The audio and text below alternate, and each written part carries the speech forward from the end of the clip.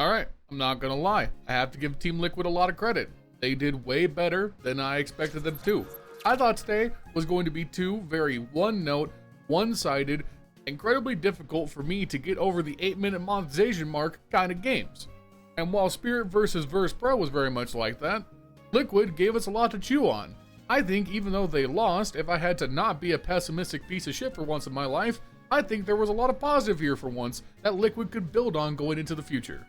Regardless, our semifinals are set for the Blast Bounty. Let's see how we got there. If you guys enjoy this kind of content, you can show me by leaving a like, leaving a comment down below, and subscribing to the channel already. Help me hit 10k subs by the end of the year.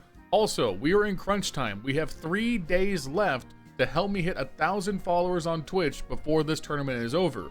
We are currently at 850 followers over on twitch.tv/LionHeartZ2, so go drop me a follow there and check out the stream sometime. The more stream activity we can get going will help me be able to co-stream events in the future, so thank you for doing it. And lastly, before we get started, I would like to thank today's sponsor.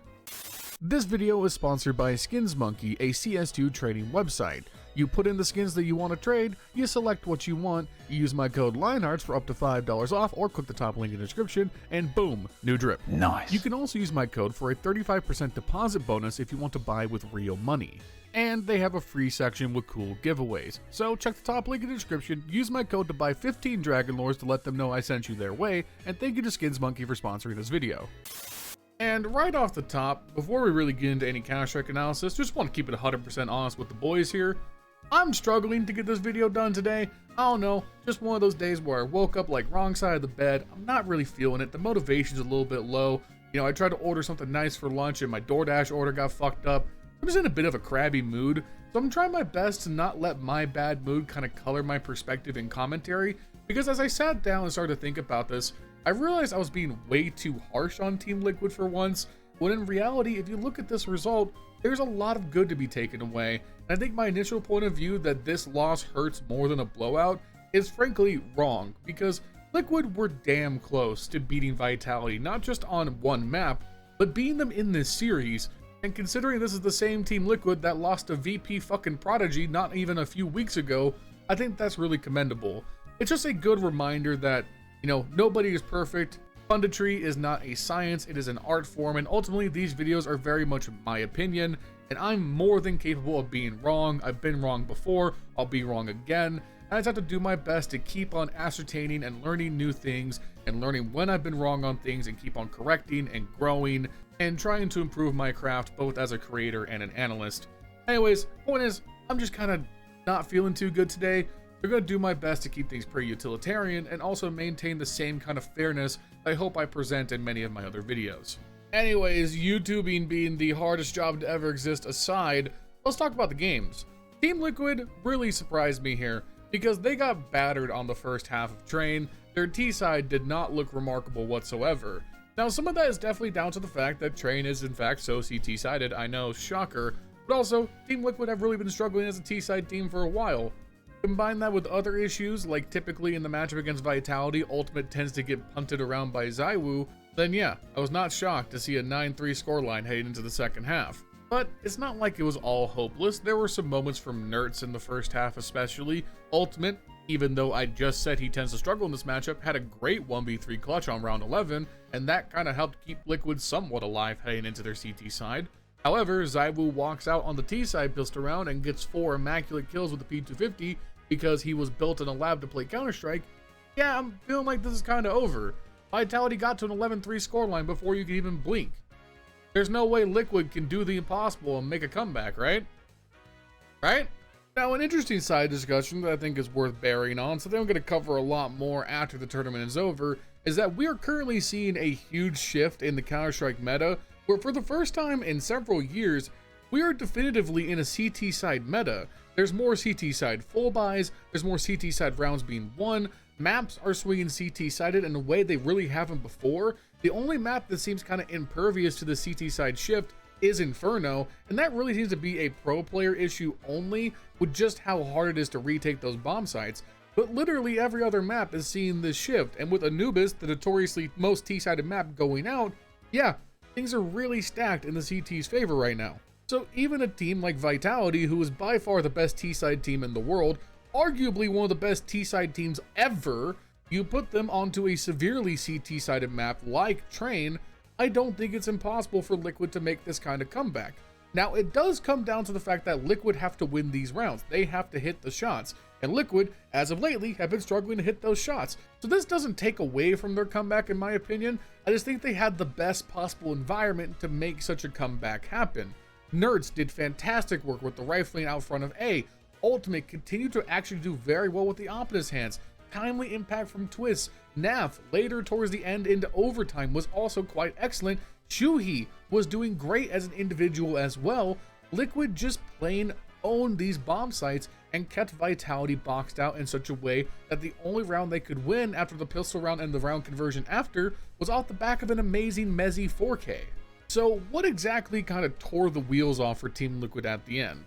Well, traditionally, teams that make massive comebacks into overtime tend to falter in that very first round. Oftentimes, the first round of overtime is very indicative of who goes on to win the game. And in this first round of overtime, ropz just gives a masterclass in how to approach 1vx situations and showcases why he's one of the very best clutch players to ever play Counter-Strike. So here's the thing, I really love clutching as a concept. As a player myself, one of the few things I consider myself actually good at when it comes to Counter-Strike is navigating 1v1s or 1v2s. I feel like, generally speaking, I have a pretty good read of the game in those kinds of situations. ropz is literally a master at this. The way he plays his pace and his timing here is simply perfect, and if you're somebody who struggles in the clutch, watching how ropz makes his decisions can be very indicative of what you could be doing to make your game better. So I'm going to try and walk you through what I think his thought process was. Firstly, ropz is the lurker. He is almost always very separate from whatever the main push that Vitality is trying to work. So when Apex goes down around camera at the top of a site, if you're the remaining Liquid players, your thought is that ropz is nowhere near where Apex just was. But ropz had already rotated away from B. He rotated all the way around through for Ivy and was actually very near Apex when he went down. Meanwhile, Twist and Ultimate have more or less done exactly what you should do if you're in a 2v1 situation. They have grouped up and they're slowly clearing map control to find out where ropz is. With over 50 seconds left on the clock, if you're ropz, the best thing you can do is sit and wait and see what the CTs might do as they try to clear map control back. You have all of the onus here. You can take map control at any time you want. The CTs are waiting to react to what you need to do. With so much time left, it's very important that you stay still for a second and see if the CTs slip up. Where he's sitting underneath Hell is a perfect position to do this. One, it's nearby for him to plant the bomb if he has to, but also he's closed off and not exposed to many angles. If a CT walks out of camera, he will see it first. If a CT walks out from Z to clear Hell, he'll see it first. He's in an area where he can always respond first to that situation. When you're in these kinds of situations, the best thing you can do is either take the initiative and move very fast, or move very, very slowly. ropz elects to be patient here, and it pays off in a big way. Yes, does he get lucky that Twist and Ultimate are looking the wrong way going out of Z? Sure, but he positioned himself in the best spot on the map to make sure he could exploit any weaknesses that Liquid left open. It's simply a back-breaking clutch. It gives Vitality that shot in the arm to run away with the momentum, and sometimes all it takes is one round win to kind of fix all the previous errors. This one clutch allowed Vitality to more or less sweep away the overtime and take that map victory 16-13. Now at this point, heading into Nuke, I think most people would have been okay if Liquid had just kind of faded and gotten bounced out on the second map, but just alone taking Vitality to overtime and almost beating them on a single map was above expectations. However, I don't think anyone expected Liquid to essentially run it back and more or less pull off the same kind of heroics on Nuke, especially considering how weak this map has been from them. They came out the gates gunning, they won 5 straight rounds, Twist was just popping heads and getting multi-kills left and right. Liquid looked like a different team compared to previous appearances on the map.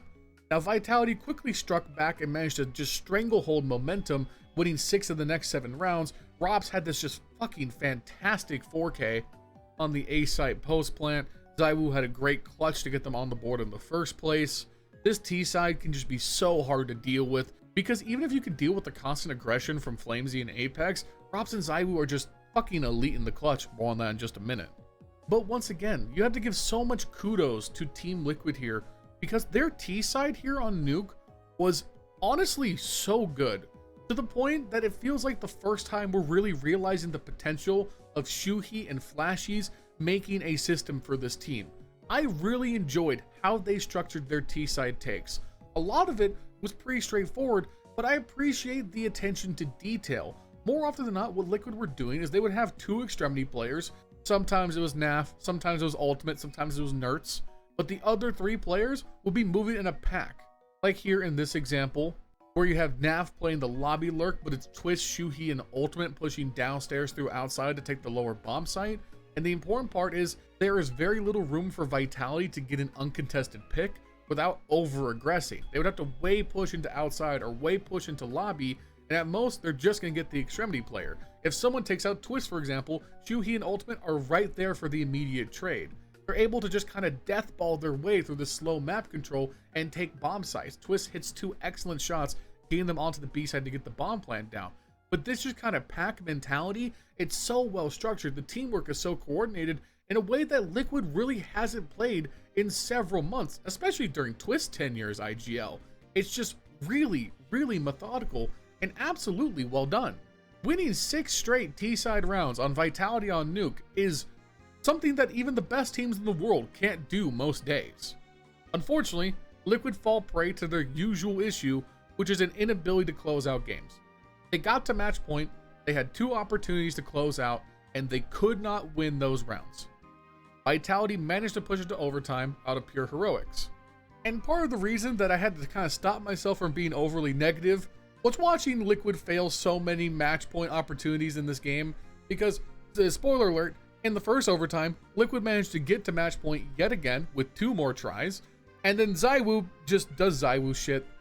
Dude, ZywOo is a robot designed to play Counter-Strike at a level that few players will ever see ever, and while he may not be my personal favorite player in the world, fuck me, he's good. Like, these 1-taps on the lower bomb site in a 2v4 as soon as ZywOo hits these shots, I knew the game was over. No matter what Liquid could do, Vitality were going to find a way to win, because ZywOo just does this shit where you can just see he's in I'm gonna win mode. And the confidence to just take these single taps from below ramp, just knowing that you're going to hit them in a disadvantaged situation, not even worrying about missing the shots, just going to calmly hit those taps. Like, it's just, I don't know what you do in this situation. Like, ZywOo's just better. Liquid, they door knocked the ability to win train. They pretty much should have won Nuke, but Vitality simply have better players. And that is really, really unfortunate. Again, though, I really do have to set my own personal pessimism aside. This is still, even though it's a loss, a good result for Team Liquid, and I think the structural things with Shuhi and Flashies actually give me a lot more hope than I had previously. I still believe in Shuhi as an in-game leader a lot more than most people, and I think this T-side on Nuke really proved what he can offer tactically still, so hopefully Liquid can just continue going up from here. Vitality, you won another game. Water is wet. And because we spent so long talking about the Liquid series, I'm just going to kind of speed through this Virtus.pro Spirit set, because there's not really much remarkable to go over. The first map on Ancient was actually quite close, but the CT side for Spirit continues to carry them despite many T-side problems. And once we got to Overpass, Donk can already stake his claim to owning this map on the CT side. His rifling work is just always immaculate, and the way he flexes his rotation and aggressions on that map is genuinely scary. And as much as I am known as a Virtus.pro hater, I do have to give them credit. I thought they did a really good job of containing the Spirit T-side on Ancient, and I hate this team maybe like 5% less than I normally do, because at least they played some good Counter-Strike along the way. I did not expect them in any way to be able to beat Spirit, but they made it closer than I thought it would be. Again, on this point about Spirit kind of being CT side merchants, they definitely feel like the biggest beneficiary of this swing in meta, because you put an AK in Donk's hands on the CT side, and that's basically like having 5 extra people in the server at any given point. But it also speaks to the fact that Spirit still aren't using Donk effectively enough on the T side, in my opinion. They're still kind of figuring things out and how to set up Donk the best they can, because teams are getting smarter. They're playing around Donk more. They're just not giving him space to get these multi-kills on the T side as much, and that's really limiting Spirit's ability to make things happen on the T side. It's leading to some really weird outcomes. Like, there was this one round on Ancient where Spirit just decided to use Donk like a lurker. Like, they lurked him throughout the entirety of the round like you would like a ROPS. And then went into this really sloppy late B hit because of it, with Donk totally removed from the play. And it's just like, I don't know, maybe Tanier is just such a good rifler when he comes in for Zontix that he can kind of spearhead these kinds of motions more. But Zwei isn't really doing it, and Zontix, while he's very good, is not an entry, and Chopper's just kind of okay at it. So when Donk is this far removed from the play, it just can kind of lead to these chaotic moments where Donk isn't even involved in the round. He's just forced to save. It's just odd. Anyways, I really have no further thoughts on this series. Once we got to Overpass, it was a wash. Could VergilsPro have won the first map? Yeah, probably. But that Donk on CT side, man, he's a hell of a player, I fucking tell you what. Like I said, I think we're just gonna go ahead and wrap it here. If you guys enjoyed this video, show me by leaving a like, leave a comment down below, subscribe to the channel already. Help me to 10K subs by the end of the year. Follow me on Twitch.tv/LionHeartZ2. I'll be live tonight playing Premiere. Come on by, help me get to 1,000 followers over there. I'd really appreciate it. Thank you to Skids Monkey for sponsoring this video. Check the top link in the description. Try their website. Let them know I sent you their way. Thank you to our channel members: Justin, Jesse, Earl, Milan Berta, Bubblesj, Dr. Cocktor, Patatas Kaftesi, PTR, B1 Cody Foxworthy, Justin Van 8. I'm Flashbang, Stormy White, Rowdy, Vergil'sPlasticChair, LBKcs, Snax Enjoyer, Crunchywater, Zerotwocs, and drudenae. If you want to become a channel member, you can just link down below. $5 a month. You can name the video just like this. Also, cost more on the community Discord. Bye.